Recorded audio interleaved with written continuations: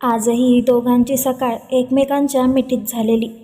मध्यरात्री आल्यावर bed separate करायला त्याला जमणारं नव्हतंच. तन्वी उठणार नव्हती हे त्याला माहीत होतं. मग तिला इथून तिथे आणि तिथून परत बेडवर करत बसण्यापेक्षा त्याने बेड सेपरेट न करता झोपणं पसंत केलेलं. त्याला नेहमीच्या वेळेस जाग आलेली, पण तन्वीने झोपेतच त्याच्या छातीवर डोकं ठेवल्याने त्याला उठायला जमलं नव्हतं. आज त्याने तसे प्रयत्नही केले नव्हते.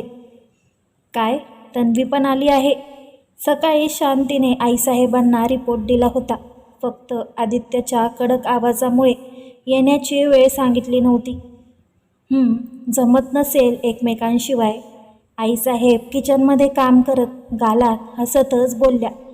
तसं शांतीने पण तोंडाला पदर लावत गालात हसून होकार व्यक्त केलं. हे दोघे निवांत त्यांच्या रूममध्ये झोपले होते. रात्री उशिरा झोपल्याने तन्वी निवांत झोपलेली आणि तिच्यामुळे आदित्यसुद्धा. नेहमी लवकर उठणारा आदित्य आज 8 वाजले तरी उठला नव्हता. तिला मिठीत घेऊन मस्त झोपला होता आणि तीही त्याला बिलगून त्याच्या छातीवर डोकं ठेवून निवांत झोपली होती. तन्वीचा फोन वाजायला लागला तसं त्या दोघांची झोप चाळवली. तन्वी झोपेतच आदित्यच्या तोंडावर हात फिरवत फोनचाच पडत होती. डोळे मात्र अजूनही बंदच होते. तन्वीच्या अशा करण्याने आदित्यची झोप उडालेली.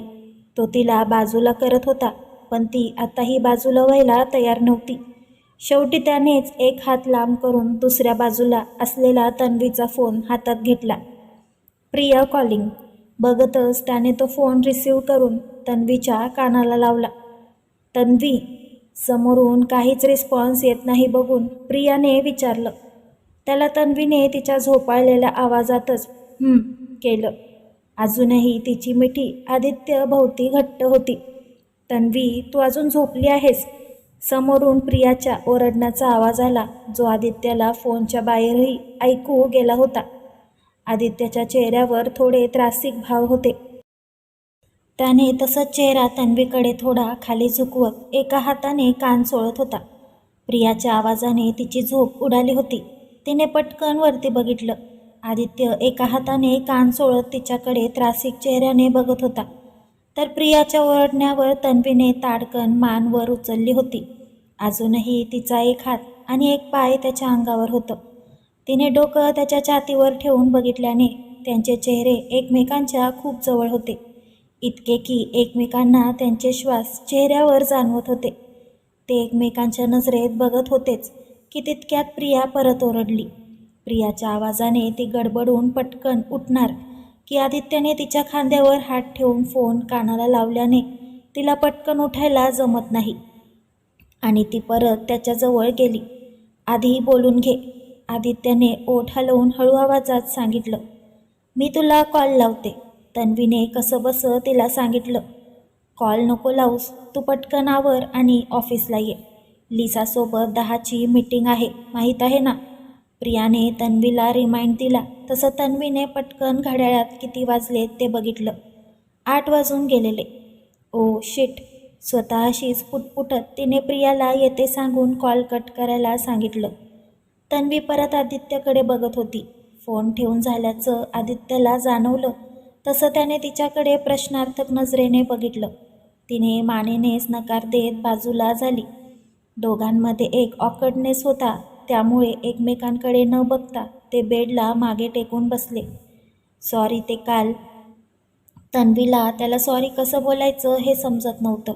ती बाईकवर होती, त्यानंतर इथे बेडरूममध्ये कशी आली याचा अंदाज तिने लावला होता. त्यात आत्ताही ती आदित्यच्या अंगावर झोपली होती, त्यामुळे तिचंच तिला कसं तरी वाटत होतं. बाथ घ्यायला तू आधी जातेस की मी जाऊ? तिच्या बोलण्याकडे दुर्लक्ष करत त्याने विचारलं. इतका वेळ गरीब गोगलबाय बनून खाली बघत केस कानामागे टाकत बोलण्याचा ती प्रयत्न करत होती.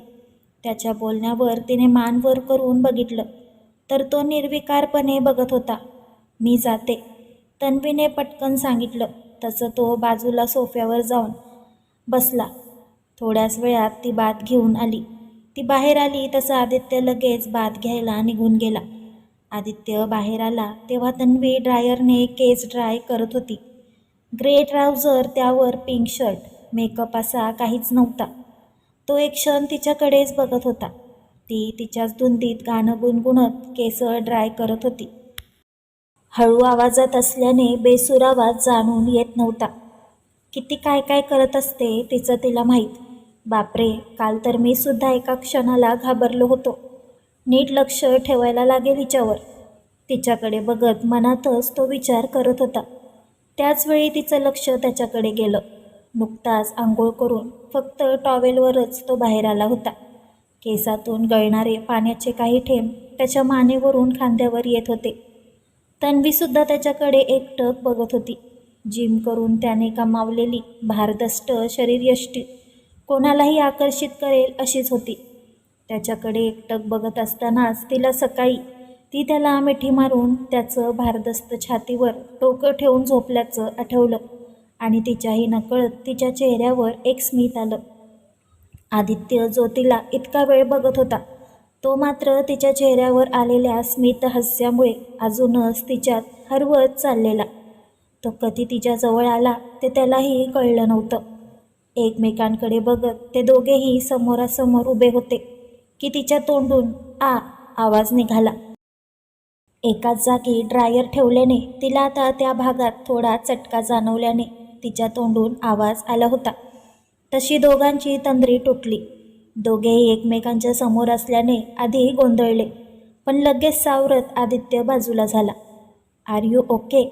बाजूला होत त्याने विचारलं. हो. तिने एक दीर्घ श्वास घेतला. तुम्ही इथे काय करता? तेही असंच? कपडे विकले की काय? स्वतःला सावरत तन्वीने तिच्या नॉर्मल स्वभावात येत विचारलं. ज्याचं करावं भलं तो म्हणतो. माझं काय भलं करायला तुम्ही इथे आलात? तिने कमरेवर हात ठेवत विचारलं. हे ते हां, तू अशी माझ्याकडे एकटक बघत होतीस, तेही ड्रायर एकाच जागी होल्ड करून, त्यात तुझी वाकडी असलेली मान म्हणून समोर येऊन तुझं काम सोपं केलं. स्वतःला सावरत केसांवरून हात मारत तो स्टाईलने बोलला. इतकेही वाईट दिवस नाही आलेत माझे की मी गोरिलाला इतकं टक लावून बघेन. बाजूला वा, मला उशीर होतोय. तिने तोंड वाकडं करत त्याला बाजूला व्हायला सांगितलं. चटका बसला तरी म्हणे मला बघत नव्हती. आदित्य नाटक करत बोलत होता की तिने परत त्याला अडवलं. काल बेड सेपरेट का नाही केला? तिने विषय बदलण्यासाठी कमरेवर हात ठेवत त्याला विचारलं. काय आहे ना, मी रात्री वेट लिफ्टिंग करत नाही आणि त्यात इतके वेळा मला 100 किलो पोतं उचलून म्हणजे. आदित्य पुढे बोलणार त्याआधीच तिने त्याला हातात असलेल्या ब्रशने मारायला सुरुवात केलेली आणि तोही टॉवेलवरच मार चुकवत पळत होता. 55 kg समजलं? माझं वजन 55 किलोच आहे, ती धावता धावता बोलत होती. ते फक्त सांगायचं, जसं एज खोटं सांगता तसं वेट पण खोटंच. तो पळतच बोलला. गोरिलाच्या 500 किलो पुढे माझं वजन काहीच नाही, ती परत बोलली. तो तसाच टॉवेलवरच बेडच्या आजूबाजूला बेडवरून पळत एका हाताने टॉवेल सांभाळत होता आणि ती त्याच्या मागे हातात ब्रश घेऊन पळत होती. माझा टॉवेल सुटला ना तर मला बोलायचं नाही, तो धावतच बोलला. उसमें तेरा ही घाटा, मेरा कुछ नहीं जाता, ती धावत बोलली. हो हो, इज्जत तर माझी जाणार ना. धावतानाच कपाळावर उलटा हात ठेवून तो बोलत होता. ती जवळ आली तसं तो परत धावला. तुझी मीटिंग आहे ना, जा, नाहीतर प्रिया पुन्हा फोन लावेल, धावतच तो बोलला आणि ती लगेच थांबली. घड्याळात बघितलं तर 8:30 वाजून गेले होते. ओ शिट, तुम्हाला तर मी नंतर बघते, बोलत तिने लगेच आवरायला घेतलं. तसं तोही चेंज करायला गेला. पटकन आवरून ती खाली निघून गेली. त्यानेही त्याचं पटकन आवरायला घेतलं. आईसाहेब कशा आहात? किचनमध्ये जात तन्वीने आवाज दिला, पण आईसाहेबांनी तिला बघून लगेच पाठ फिरवली. तिला तर काही कळतच नव्हतं ते असं का करत आहेत ते. आईसाहेब, तिने परत आवाज दिला. आम्ही अजिबात बोलणार नाही आहोत तुमच्यासोबत, त्यांनी काम करतच सांगितलं. सॉरी, उठायला लेट झाला. तिला वाटलं ती खूप उशिरा उठून आली म्हणून आईसाहेब रागवले आहेत. आम्ही त्यासाठी तुम्हाला कधी काही बोललो आहोत का? आईसाहेबांनी रागेत डोळे करत तिला विचारलं. तसं तिने खाली मान घालत नकार दिला. काय झालं, मी काय केलं? तन्वीने बारीक तोंड करत विचारलं. एकतर आधीच हे असलं रुसवे फुगवे काढणं तिला जमत नव्हतं. त्यात आता आईसाहेब असं करत होत्या, सो तिला आता कसं वागायचं तेही कळत नव्हतं. तुम्ही आम्हाला सांगितलं होतं काल संध्याकाळी येणार, मग आदित्यने निरोप का दिला तुम्ही आज येणार असल्याचं? तुम्हीसुद्धा सांगू शकत होता. आम्ही इतक्या खास्ट सासू आहोत का? लटक्या रागात त्या बोलत होत्या. यांना आता काय सांगू, ती मनातच विचार करत होती. मी पण रागवली आहे, अनुष्का तिकडे येत बोलली. आता हिला काय झालं? तन्वी परत मनातच विचार करत होती. काल मी शॉपिंगसाठी विचारलं तर नाही बोललीस आणि भाईसोबत बरोबर डिनरला गेलीस. अनुष्का तोंड फुगवत बोलली. शॉपिंग आणि मी? त्यात आदित्यासोबत मी डिनरला गेले. बापरे. तन्वीने मनातच डोक्याला हात लावला. तिने स्वतःच्या लग्नाची शॉपिंगसुद्धा केली नव्हती, तर आता हिच्यासोबत जायचं म्हणजे? ती विचार करत होती काय सांगायचं ते. सकाळीच खोटं बोलायला सुरुवात करा तन्वी मॅडम, तिने मनातच विचार केला. सॉरी अनु, पण खरंच आमचा डिनरचा प्लॅन नव्हता. ते तर आम्ही कोइन्सिडन्सने एकाच हॉटेलमध्ये मीटिंगला गेलेलो, सो आमचा डिनर एकत्र झाला, तेही थोडं उशिराच. अनुष्काच्या चेहऱ्यावर हात ठेवत भोळेपणाने ती सांगत होती. आईसाहेब खरंच तुम्हालासुद्धा मीच सांगणार होते, पण आदित्य बोलले ते सांगतील म्हणून मी सांगितलं नाही. काल येणार नव्हते म्हणून तर डीलचं तुम्हाला लगेच फोन करून सांगितलं. तन्वीने बारीक तोंड करून सांगितलं. वा, म्हणजे मॅडम माझ्या खांद्यावर बंदूक ठेवून एक्सप्लेनेशन देत आहेत तर. नंतर बघतो तुला. नुकताच डायनिंग टेबलच्या दिशेने जाणाऱ्या आदित्यने तिच्या तोंडून त्याचं नाव ऐकताच त्याचे कान टवकारले. त्यात हे ऐकल्यावर मनातच तो पुटपुटत डायनिंग टेबलवर बसायला गेला. अनुष्का डील क्रॅक केली म्हणून ऑफिसमध्ये छोटीशी पार्टी आहे, तर त्यासाठी आपण फ्रायडेला शॉपिंगला जाऊया. हवं तर आपण प्रियाला घेऊन जाऊ, तितकीच आपल्याला कंपनी. तन्वी बोलायचं म्हणून बोलली, पण मनातच तिने नकार द्यावा यासाठी प्रार्थना करत होती. मस्तच, चालेल, आपण मस्त 3-4 तास शॉपिंग करू, अनुष्काने खुश होत सांगितलं. हिचे 3-4 तास म्हणजे आपले 6-7 तास, आदित्य त्या दोघींमध्ये बोलला. काय 6 तास? तन्वीचे डोळे बाहेर यायचे बाकी होते. तुम्ही या दोघांचं काय ऐकता? ब्रेकफास्ट करा, तुम्हाला उशीर होत असेल, आईसाहेब तन्वीला बोलल्या. हो हो.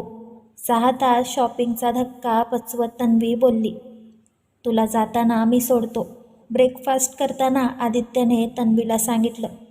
तिने मानेनेच ओके सांगितलं. काल किती वाजता आलात? शांती सांगत होती उशिरा आलात. ब्रेकफास्ट करताना आईसाहेबांनी दोघांना विचारलं. तन्वी तर गप्प खाली बघून खात होती. घरी मॉम किती ओरडतात त्याची कल्पना तिला होती, म्हणून ती नेहमी प्रियाकडे जायची. त्यामुळे आताही तसंच ऐकायला लागेल याची मानसिक तयारी ती करत होती. शांतीचं नाव ऐकताच आदित्यने शांतीकडे रागात बघितलं. तसं ती किचनमध्ये गेली. आईसाहेब जास्त उशीर नाही झाला, 12 वाजता आलो होतो, तो खात खात खाली बघूनच बोलला. ए भाई, खोटं नको बोलूस, 12 वाजेपर्यंत मी जागीच होते, तू तेव्हा नव्हता आलास, अनुष्का मध्येच पचकली. तू काय करत होतीस इतक्या लेट?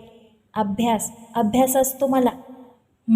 ठीक आहे, तोच अभ्यास तयार ठेव, आज मी येतोच चेक करायला, आदित्य हळू पण आवाजात राग आणत बोलला.